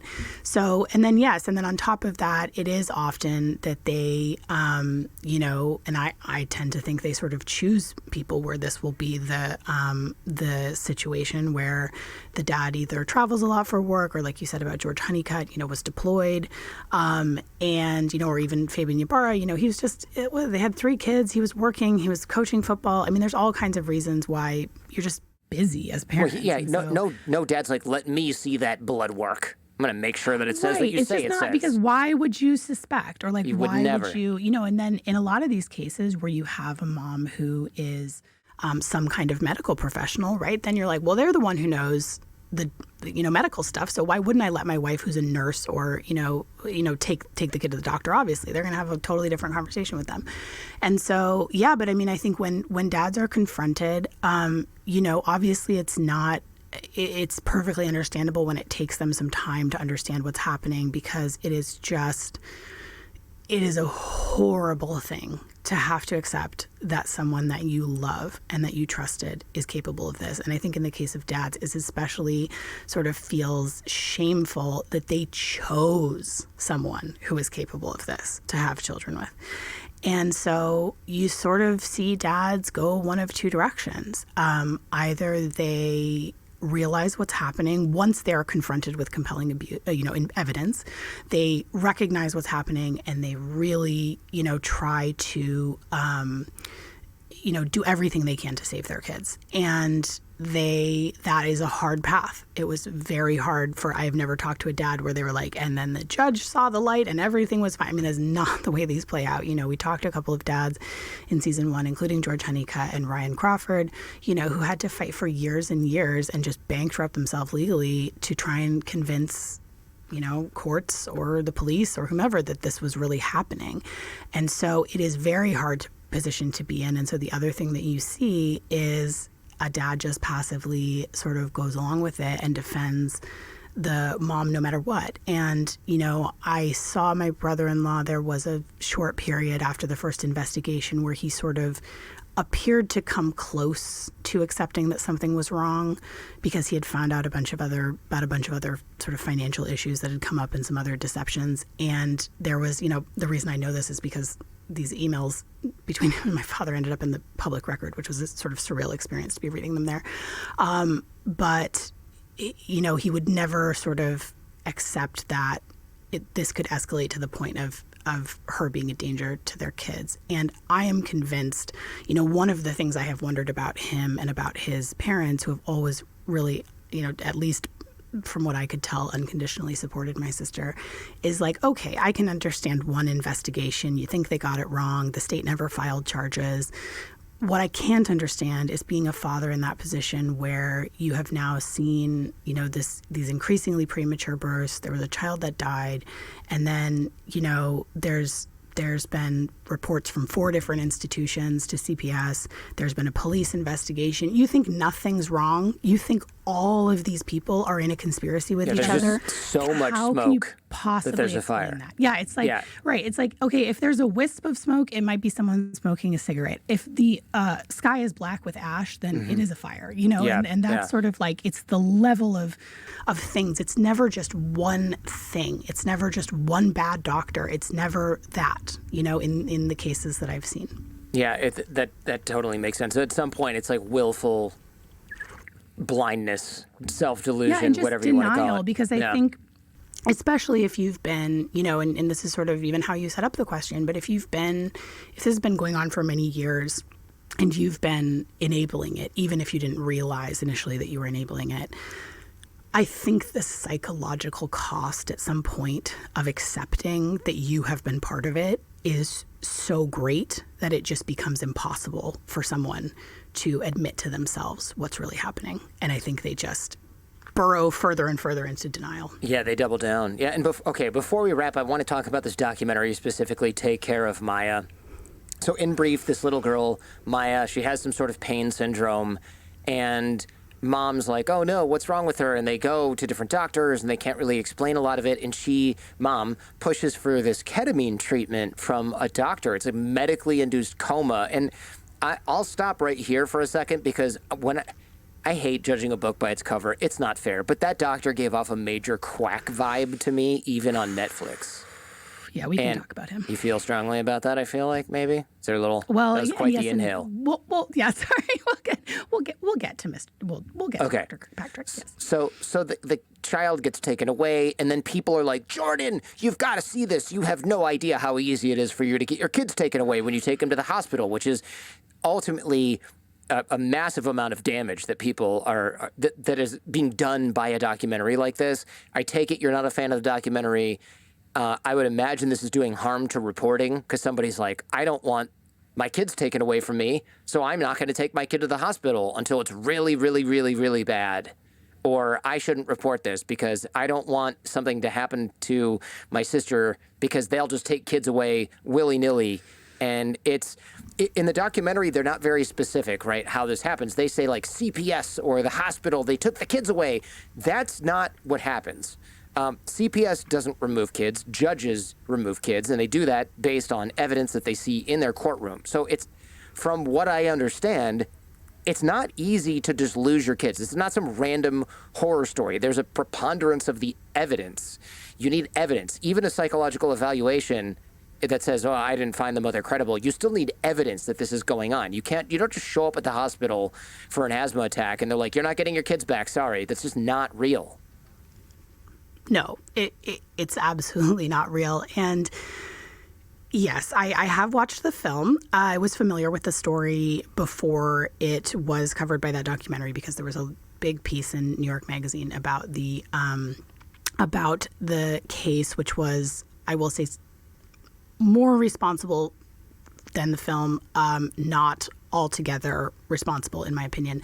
But yes, I mean, so to talk about we can talk about what happens and sort of like debunk some of these things. And then I think, really talk about, I really want to get into why these narratives are so damaging, because some of the reasons that you mentioned, and why I think people need to recognize that this is putting other children at very real risk and very real harm. And that, Detective Mike, when we were talking about this movie on my show, he said basically in no uncertain terms, this pendulum will swing back once a bunch of children die.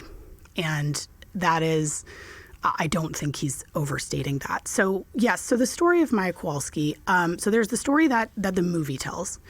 And the movie is leaning very strongly into this narrative that Beata Kowalski, this mother, and her husband, Jack, who is a big part of the documentary, and it should be noted, is currently suing Johns Hopkins for $220 million for false accusation and false imprisonment. So we can get to those, and actually I would love your lawyerly take on some of that. But so this lawsuit is coming up this fall. And so this documentary came out a couple of months ago, and it really leans hard into a telling of this case that paints Beata Kowalski, the mom in question, as innocent and blames the hospital directly for her death. Beata Kowalski died by suicide about 2.5 months into the investigation into her. So about 2.5 months after her daughter was put in shelter care. And so there's the story the film puts forth, and they leave it to, right away, I was concerned when they left it to the defense attorney of Jack Kowalski to explain what Munchausen by proxy or medical child abuse was. She framed it very much to my mind of, she said, there is this new diagnosis that they can just give any parent that brings in a sick child. And I was like, number one, it's not new.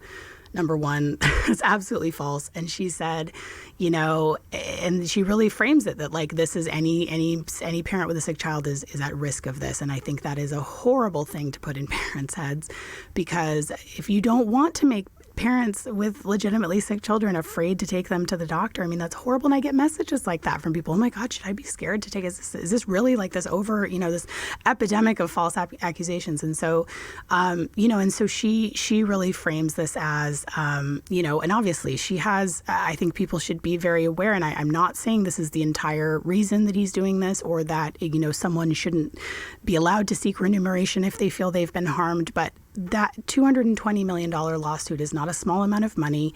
And you are, the people driving the narrative are Jack Kowalski and his attorney in the film. They get a lot of screen time, including Dr. Kirkpatrick. So the story of Maya that's told in the film is that they brought her into the hospital to Johns Hopkins for stomach pain, and that she also had this underlying condition called chronic regional pain syndrome, which is a real condition, and can be intensely painful. And that this series of events at the hospital, which they give very little detail on in the film, led to her being removed from her parents' custody and put in shelter care in the hospital, where she, spent the next couple of months. Right. And this is what people are saying is so terrible, right? They wouldn't let Beata, the mother, see or hug Maya at all. Right. It seems very cruel. The documentary hammers that home. There's a social worker that's on the phone call because they don't want the mother to be like, so how is your medical thing going? And they're worried that I guess rightfully, in your opinion, worried that she's going to do something to influence the daughter's behavior, because one of the sort of tells was that the child, Maya, her behavior around the illness was different when her mother was there. And she played it up to what mom wanted. She was different otherwise. The hospital staff, doctors, everybody noticed this. And then they were like, no contact with mom. And then she's sort of changing. But the documentary is like, they just took her away and wouldn't let the mom say anything. And that's why she killed herself. Reason. Right. Yeah. And I mean, they really pull no punches with making that connection. I mean, I think it's the defense attorney who's the talking head when she says this is, that her not giving that, or the judge not letting her hug Maya, that's what killed her. Right. I remember which that. is, I think that's a pretty irresponsible way to talk about suicide. But that completely aside, that is what he's trying to sue them for, right? He's trying to sort of sue them for the pain and harm caused by Beata's death. So, yeah, I mean, I think one of the biggest things is this sort of question about the shelter order and the no contact order. And, there's some differing opinions on it. I will say in the APSAC guidelines, which that's the umbrella organization that I'm part of this committee, the American Professional Society on the Abuse of Children, the Munchausen by Proxy Committee has a set of guidelines that for professionals. And I believe the actual recommendation is to have supervised visitation. But that said, we don't know. And I mean, I think the really important thing to underscore with this film and with any conversation about this case is that there's so much that we don't know, because the criminal investigation was halfway through when Beata died, and they didn't continue it once she had died. And so there is a lot that we will never know about this case that is sort of unlikely to come to light. But, what we don't know is if there was other things that Beata was doing that made them issue a no contact order, because certainly we've seen these kind of things, and the psychological, if it was indeed a case of an offender, offenders are so psychologically manipulating that they can really impede their child's progress if they're allowed to see them, and that's part of what they're trying to separate the child from. So I agree that the separation order with no supervised visitation, that does seem draconian. What I think we need to keep an open mind about is that there may have been a reason for it that we wouldn't know, right? Because that's the thing that would be in like CPS paperwork that's not going to be available to the public. So the big question, the big point that this film makes, I mean, they perpetuate a bunch of the most common misperceptions about medical child abuse. Number one, now I will say, again, so I think that it's important to establish what we're not going to be able to know. We're not going to be able to know for sure whether Beata was guilty or not. But I don't think it's appropriate to present her as innocent when you don't know, when you don't have that information on hand. And we're not going to know whether or not Maya really has CRPS, because I don't have her medical records, obviously. There were certainly some doctors that felt that she did, and there were a lot of doctors that provided affidavits that did not feel that she did. Certainly, I know from having spoken to a doctor at length about this yesterday that her presentation of it was very atypical. CRPS, in my understanding, is something that usually comes along after an injury. So basically, you break your wrist, and then some percentage of the population will develop this, really debilitating pain condition as a result of that. Maya's allegedly took place, or the onset of Maya's was allegedly because of an asthma attack, which is, again, extremely atypical, and was presenting as an all-over body thing. So there are cases of CRPS that have sort of escalated to being all-over body things, from my understanding. And again, obviously not a doctor, not an expert, but this is from what I know about it, but certainly atypical. And it's pretty rare in children, and the prognosis for children versus CRPS in adults is actually extremely good. And so I think that's important to keep in mind, because what the film leaves out, they do talk about the ketamine treatments. They put Dr. Kirkpatrick, more about him in a bit, on screen. He's the only doctor that's sort of there as a talking head. They play a little bit of testimony from the other doctors. Right, the other doctors are on depositions being like, we thought she was abusing her daughter, and they're like, dun, dun, dun, this guy's in the conspiracy. Right. And sort of this thing of like, they don't explain why those things happened. And my immediate reaction upon watching this film is like, okay, all right, I want to get to the bottom of like what there is. What else can I find out about this case? And indeed, I found a lot. So I think, they sort of present it as this doctor just decided that this child was an abuse victim and went after it in a way where she was trying to prove it. Even the New York Magazine piece. The title of it was, "A Doctor Thought It Was Medical Abuse. How far would she go to prove it?" And I was like, what kind of question is that? If it's true, then probably pretty far, because she's trying to save a child's life. Anyway, so they're obviously framing it as like, this is just this one, bad actor, this one bad doctor. And so, in fact, this history of Maya Kowalski's treatment for CRPS, when you look at it, is jaw-dropping. So the alleged onset was in July of 20. So one of the things they really obscure in the film is the timeline of events, which is extremely important, because something like ketamine treatment, even at a much smaller dose, which Maya was receiving a massive dose of ketamine. There are affidavits from pediatric pain specialists who said they've never seen anyone on that level of ketamine. So, something like ketamine, or really any opioid for a pain disorder, is something that's seen as a last result, right? Because these things can have a lot of damage. They can do liver damage, they can do brain damage, they can cause a child to go into respiratory failure. I mean, there are very, very serious consequences to a drug like that, especially when given in really large amounts. Obviously, this is also, ketamine is also a street drug. So it's a dangerous drug to be on, especially if you are a child. And so I think the timeline is really important, and it's very obscured. So the timeline of this is that the alleged onset was in July of 2015. They did take her to an inpatient the regular standard of treatment for something like CRPS is to start with, these lower level medications like Tylenol, and then do physical therapy and occupational therapy. So they did do, it appears, some of that, and they had her in this month-long inpatient person. And that was actually one of the previous reports to CPS, that this rehabilitation nurse thought something was going on, and she reported them to CPS. So that was one of the other reports that happened in that summer of 2015.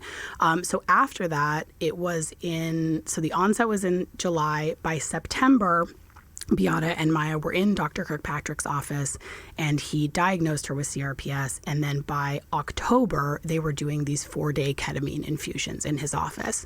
So in that short of a period of time, to escalate to the most extreme possible thing that you can do, that is alarming. And then, between then and the Johns Hopkins hospitalization, was when she went to Mexico and was put in a 5-day coma. Crazy. Obviously, that is a life-threatening thing. And CRPS is not a disease that can be fatal. It is a thing that is very serious. They mention in the film that it's known as the suicide disease. There is, a high risk of suicide because, it is, again, these chronic pain conditions are obviously awful.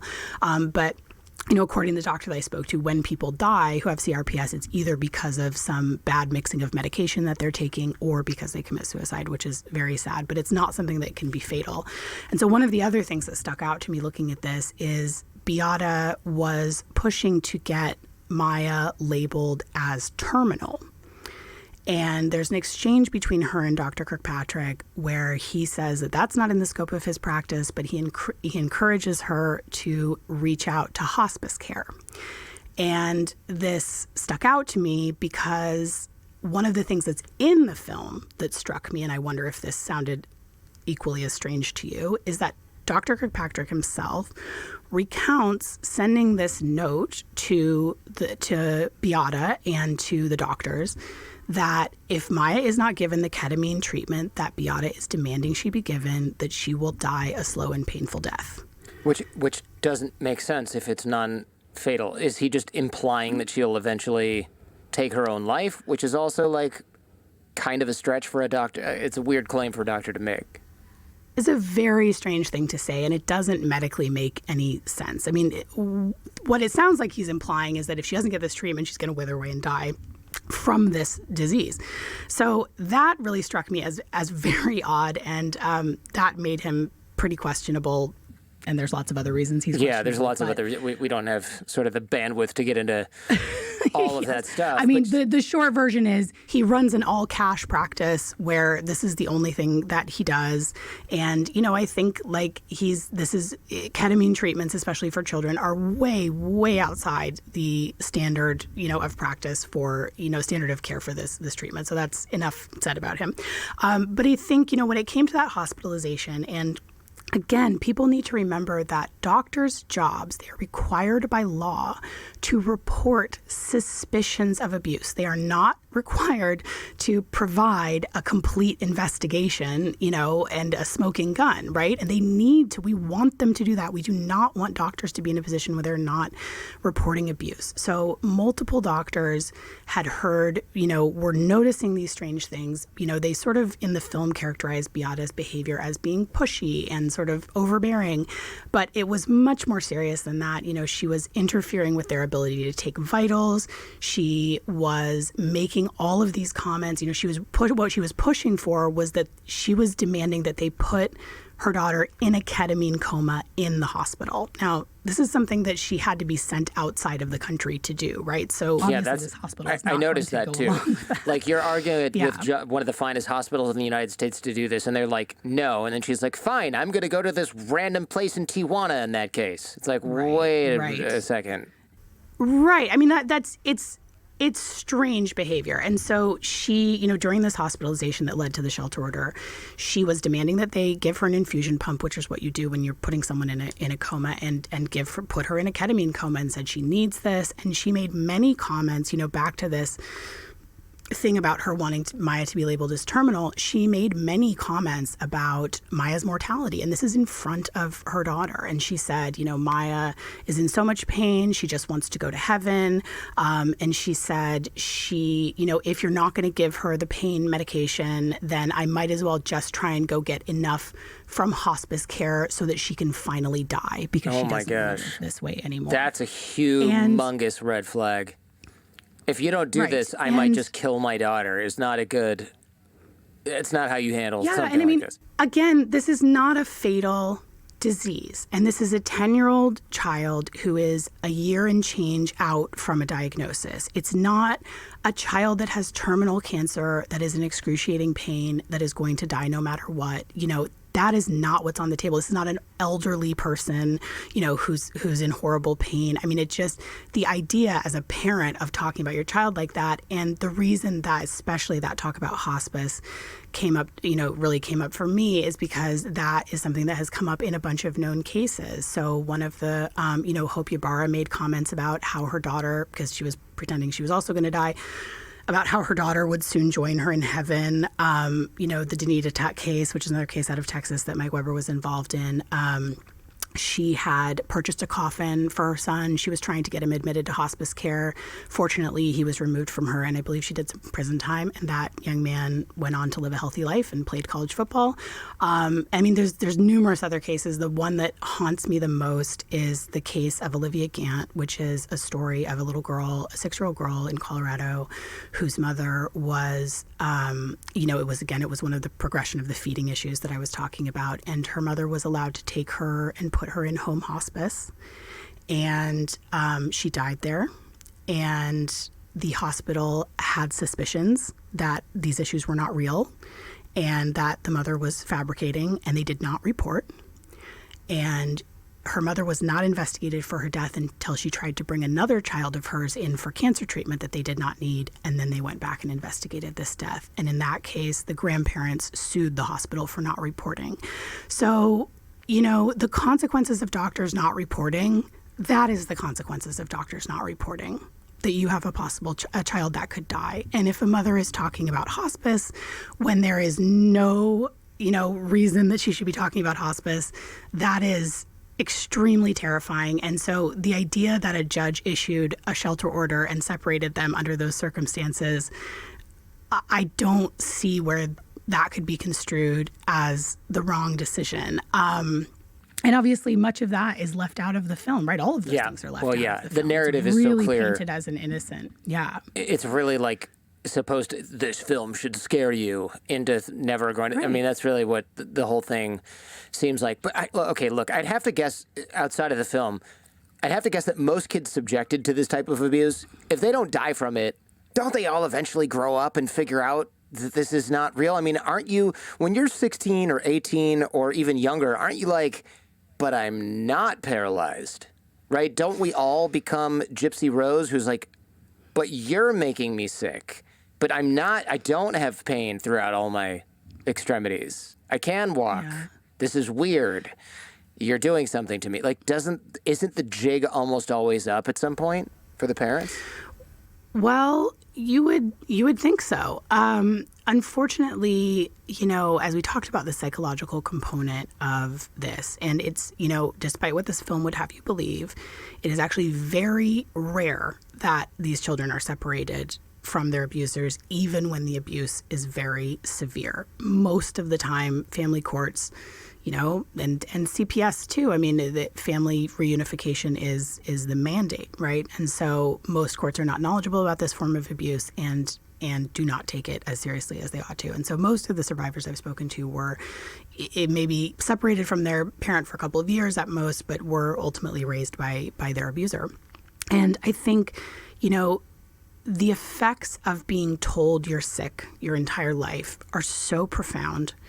And they, for instance, Jordan, who is a survivor that I work with, and they've been on the show a couple of times, they are in their late 20s, and they believed until about 2 months ago that they had asthma because they were told their whole life they had asthma. And there is this, there are these elements of like, it just, your body can have physical responses if you think you're sick. I mean, the brain-body connection is very complex. And so what I've mostly found is that actually people are more likely to be, further along, like in their 20s, when they really realize that they what's happened to them, because they have to get some space from that parent. They have to go off to college or move to another state or, really get some outside perspective. And then they suddenly realize, oh, wait, this doesn't add up. And then they go back and look at their medical records. And oftentimes they see doctors charting suspicions of, Munchausen by proxy, or sort of people having made reports, or just all of these things that don't add up.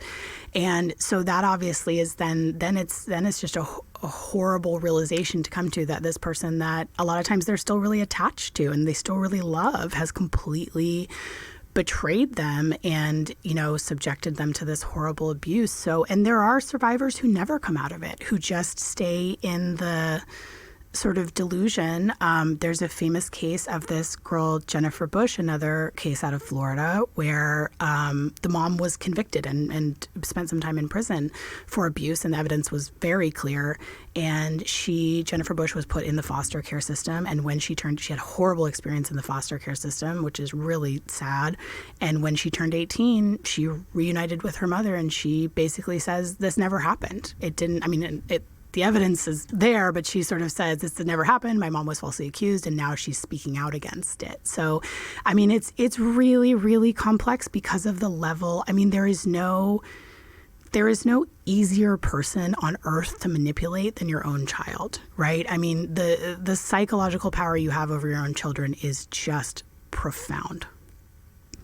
What do we do if we suspect our partner or someone close to us might be doing something? Do we go to the police? Do we talk to the doctor? Where do you even begin if you're like, oh my God, my sister's doing this, or like, I think my wife is doing this? What do you do? We always recommend that people report it to CPS and the police, because you hope that one of those organizations is going to do something. And what I always like to remind people about is that even if there's an investigation that doesn't go anywhere, that process often slows down the abuse and could be the difference between life and death. And so that's really important. And also, most of these cases, like the Brittany Phillips case that we're talking about on season 2, there were multiple. This woman had a CPS history, the huge CPS history, because she'd been reported so many times. And so, all of those collective reports are part of it too. So it can seem, I think, very daunting, and I completely understand that, and with that said, I know not everyone has the same level of comfort with things like talking to the police or child protection agencies. But it's really important, because it could be the difference between life and death of a child. And I think it's important for people to remember that it's not their job to collect evidence. They do not. Well, I do think if you have, text messages or take screenshots of Facebook posts if you find them suspicious, or collecting all of that is a great idea. But you don't have to come through with some conclusive evidence. You should you should report if you suspect, because it is those people's jobs to investigate it. And if something else is going on, then they'll discover that. And usually in the cases where it looks like something, it looks like it could be medical abuse, and then it doesn't turn out to be medical abuse, that usually comes to light pretty quickly. So if today's discussion seems eerily or scarily similar to something going on in your life, definitely get on that, CPS and the police. And look, Andrea, thank you so much. If this episode prevents or puts a stop to even one case of this horrible abuse, I would consider it a massive success. Yeah, me as well. Thank you so much for having me on and being interested in this topic. And, it's really... it can feel demoralizing in the current media climate with the way that this abuse is being talked about. And so I really appreciate your curiosity and open-mindedness about it. Thanks for checking out this entire episode of The Jordan Harbinger Show. If you're interested in exploring this topic further, check out the Jordan Harbinger Show podcast feed. There, we dive even deeper on this and many other topics. In the audio podcast, I also close open loops, cover things discussed off camera, off air, and give some parting lessons from our guest. You can find The Jordan Harbinger Show in Apple Podcasts, Spotify, any podcast app, or at jordanharbinger.com. And also, if you found this episode useful, please share it with those you care about. Last but not least, like, comment, and subscribe.